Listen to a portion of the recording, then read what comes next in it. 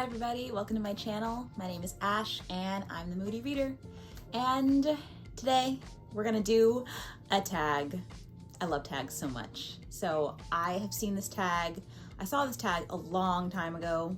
In fact, I'm pretty sure it's really old. Everybody did it, like Catty-tastic and other people. But I will put the creator of the tag down in the description, but it is called the coffee book tag. And while a lot of these questions don't have to do with something that I would drink, I'm a basic black coffee drinker. I still love the questions. I love the prompts that it actually has within it. So we're gonna get started. And the first question for the tag has to do with my favorite black coffee.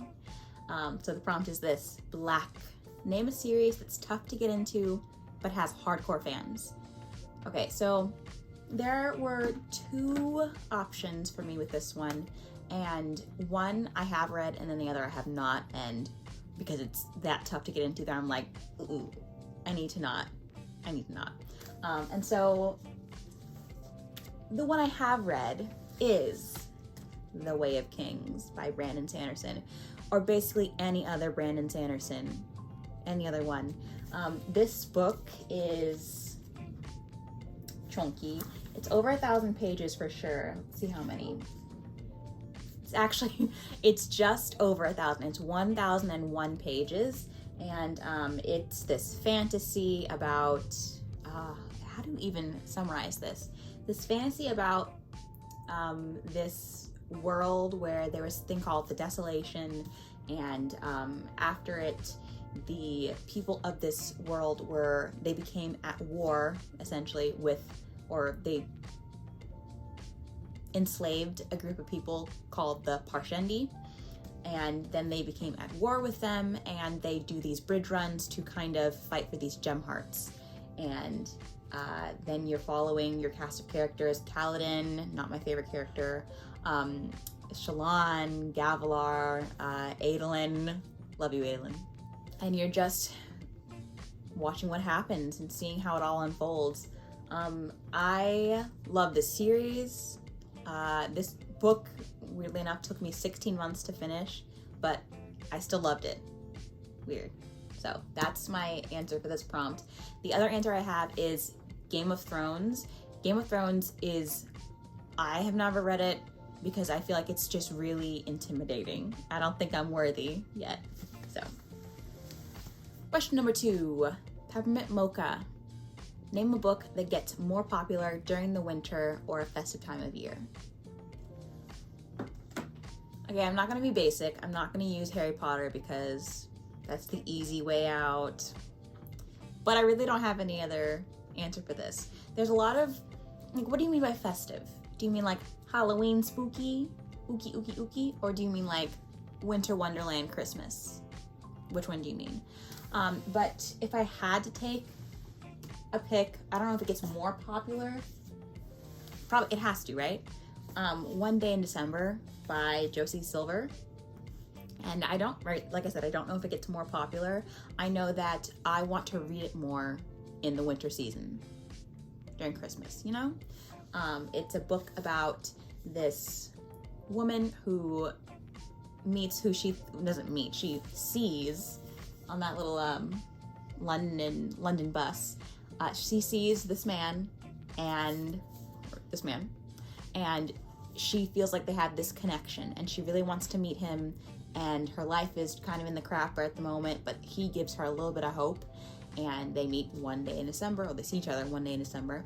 And then she meets him later on, and it turns out that her best friend is seeing him. So, scandal. So yeah, I really love this book. If you hate the cheating trope, you won't like it, but I am messy. I love cheating tropes. That's one of my favorite things in books. I'm really messy. So this one would definitely get more popular during the winter months because the main scene happens in a wintry way. But now that I think about it, it doesn't happen, the majority of the book doesn't happen in the winter months. Oops, I'm still counting it. All right, question number 3, hot chocolate. What is your favorite children's book? This one's gonna seem weird. It's fine. My favorite children's book is Are You There, God? It's Me, Margaret. I don't know why it is. I read this book so many times. I guess it's my favorite because I didn't really read a lot of children's books growing up. I read fantasy and adult, and like I read Summer Sisters, again by Judy Blume. I read Summer Sisters growing up. That's not a child's book. I didn't read children's books, so this is what I have. This is about Margaret Simon, and she is almost 12. She likes long hair, tuna fish, the smell of rain, and things that are pink. Basically, it's a coming of age, she's 12, story about this girl who moves into this new neighborhood with her family, and she is trying to fit in. She's navigating all these firsts, like boys and bras, and she's also, at the heart of it, she is discerning what she wants to believe in religiously or faith-wise, because her mother is Jewish and her father is a Christian, so she's also dealing with that too. And I think that's why I liked it so much, because there's a lot of frivolity in this 12-year-old girl's life, but there's also like that really like substantial question she has. And through it all, what I think is really cute and heartwarming is that she doesn't know where she belongs religiously, but she's always talking to God. So I love this book. I read this book so many times when I was younger. Ooh, it's like, you know when books get that yellow color? That's how you know a book is old and you have loved it. I love it. Okay, here's one that I might drink, because I don't like sugary drinks, especially because they're just not good for you. But I might drink a double shot of espresso. I could. But this one is, name a book that kept you on the edge of your seat from start to finish. All right, that would definitely have to be My Lovely Wife by Samantha Downing. This is weird because I wouldn't, like, obviously a thriller is gonna keep you on the edge of your seat, but I don't know. I just was really obsessed with this couple. This is about, it's been a while since I've read this, so bear with me, although I read it this year. This is about this couple who, they seem very normal, very well-adjusted. They have 2 children, and they are just living life and, you know, occasionally murdering people. I mean, I can't spoil anything, but it's just so weird. And the lovely wife, she's so scary, and I love her so much. I think she might be my favorite character of this year. Who knows? Love it. All right, the next question is Starbucks, a place that I try not to go to. Don't ask me why. Name a book you see everywhere. Like there's one on every corner. And this one's interesting for me. I don't really have a book that I see everywhere.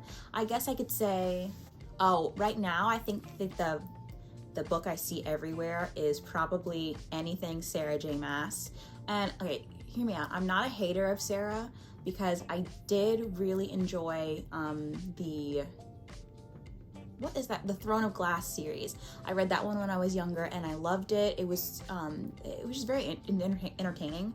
And that one's like a fantasy about, and it funny enough, it used to be, the first book was like a Cinderella retelling, and then it quickly became not that. I didn't like it when it started being all about smut. I didn't enjoy that. It made me feel a little icky, but I still enjoyed it. I read almost every book in that series. I stopped at Kingdom of Ash when my ship didn't pan out. Don't talk to me about it. I'm still mad. I'm still mad. But I loved that series, but I see her other series, like the Court of Wings and Ruin and Court of Thorns and Roses, ACOTAR. I see that series all the time. And then also her newest series, Crescent City. which can eat it, can kick rocks. I hate that series. And if you want me to expand upon that later, I will. If you want me to do a little rant about Crescent City, hit me up. Don't like it. Wait, I see that one everywhere. Number 6, The Hipster Coffee Shop, which I also don't like either. I don't like Starbucks and I don't like hipster coffee shops.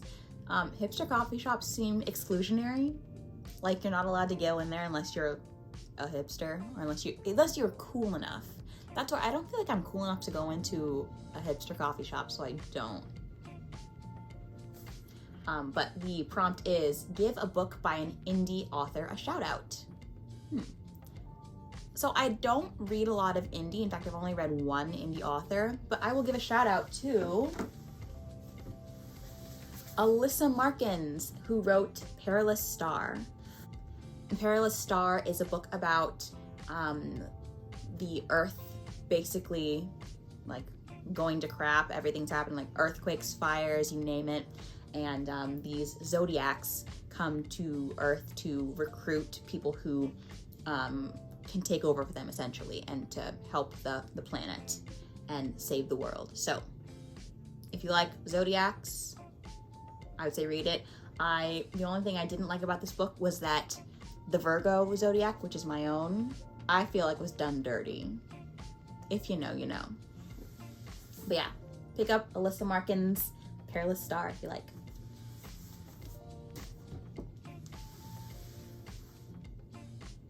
Number 7, this one is, oops, I accidentally got decaf, which I would never do. I drink coffee for the caffeination, but also the flavor. But if I'm drinking coffee, I associate it with daytime, and I would never do it on purpose with a decaf at night.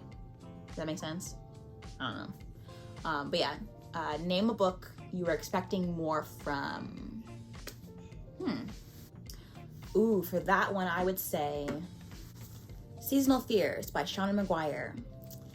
I was so disappointed by this book because I loved Middle Game. Middle Game was a great first book about this wibbly wobbly, timey-wimey kind of alchemical world where these two siblings, Roger and Dodger, they're twins, and they were separated at birth, and their lives are all about how they intertwine together and how they were made for a certain purpose. And then like the whole book, the whole start to finish, enthralled.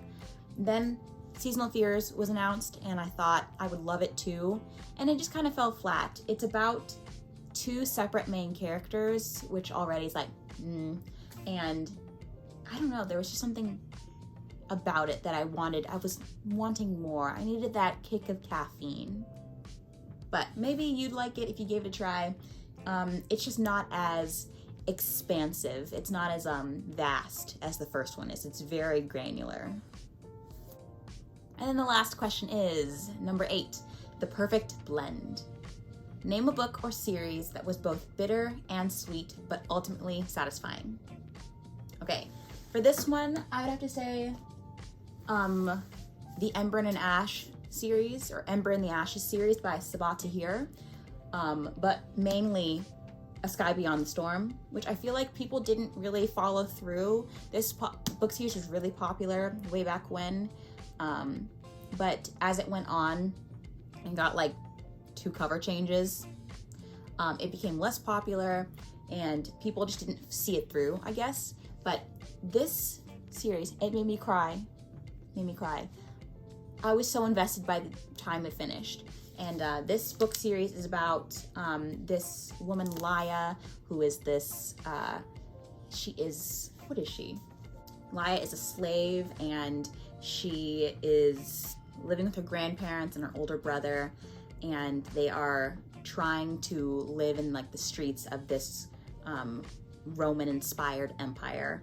And then it also follows Elias, who is a soldier, and he is kind of, he knows he doesn't want to be a part of this, and he tries to kind of rebel against it. So I loved this first book, and I loved even more where the next books went. And oof, Elias, his story.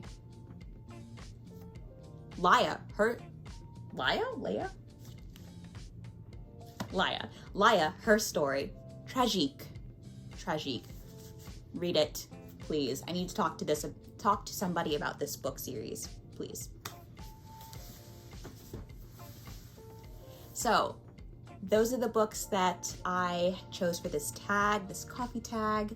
I hope that you watched this with a little coffee drink, maybe a little hot chocolate, whatever floats your boat. And I will definitely leave the creator of this tag down in the description, and I will talk to you guys again later. Bye.